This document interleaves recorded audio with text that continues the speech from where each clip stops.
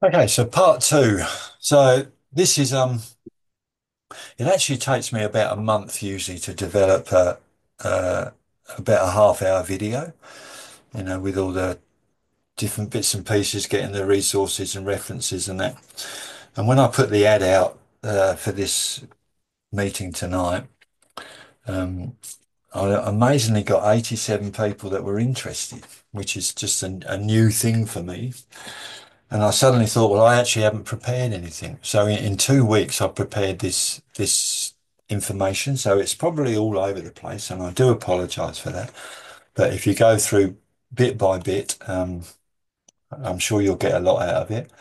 And this part here comes from the first in the yin stem. When we look at the yin stem in the study portal, this is contained in that as well. So I've just cheated for this and copied it across.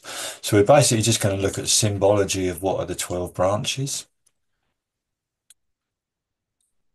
So the 12 branches are 1 to 12. Yeah, Zi Chou and excuse my pronunciation, Zi Chou Yin Mao Chen Si Wu Wei Shen Yu Shu Hai.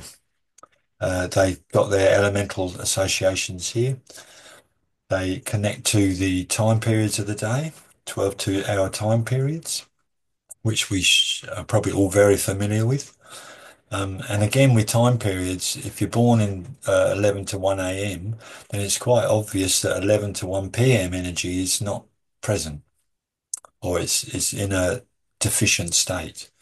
So we utilize quite a bit this idea of opposites within the stems and branches, or I do. And that's what I've learned from Johan so far. So hopefully it's correct. So they connect to all the meridians. They connect to a month. And here you've got over here for the Southern Hemisphere, the monthly dates. They do change slightly every year. Um, and I do believe there's a fellow called Yolanda, or maybe a lady, I'm not sure, that does a calendar, and I can find that out for you if you want a calendar. I have no idea of the cost of them, but I'm told they're very useful. And here's the ones for the Northern Hemisphere.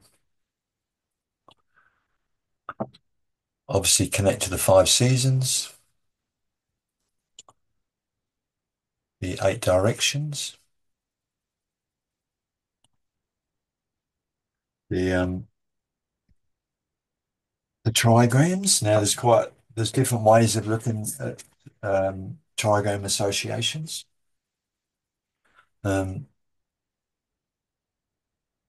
this one's utilizing King Wen sequence. If you're aware of this bagua, if you're not too aware of you've seen this, but you've not really looked at it properly. Sometimes you'll see a picture and it's got 3 yang lines at the top, 3 yin lines at the bottom. That's the Fuxi sequence. So one's Fuxi's pre-heaven, this one's post-heaven. So here we're just utilizing the water trigram for winter. Um, and then it moves into Gun Mountain. So we have Gun Mountain here for liver and lung branches. Um, then we have Jun Thunder coming here. So we got Jun Thunder for the male branch. Goes to wind, fire, earth, and lake. Oh, lake and heaven. So that's the sequence that's moving through here. They're quite interesting trigrams in sometimes because you can lay them to different aspects of the body, or in Feng Shui, it's different aspects of the house. So that the trigram water, for example, um, represents the back of the body, whereas the trigram Gun Mountains, the left back side of the body. So if you ever get into doing the Ching readings with people, whether they cast their own hexagram or you do it for them, that sometimes can get very surprising hexagrams come up that point directly to a person's pathology. And of course, we can use that with acupuncture as well. They connect to the 12 tidal hexagrams, which is basically just describing the movement of Yang Qi from its beginnings to its fulminant, uh, to its hiding, you could say, or its going inside.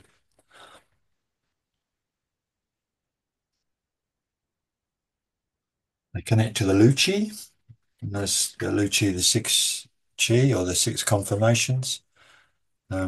Again, repeating.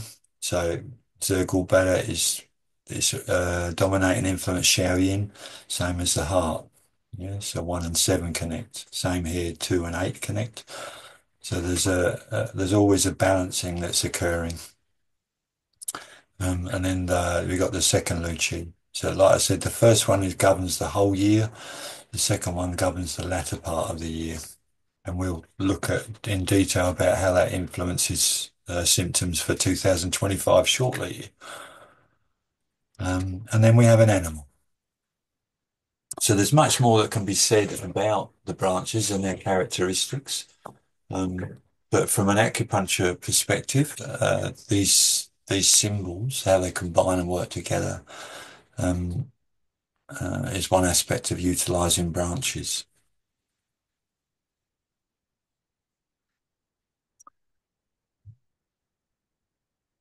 Any questions on that one?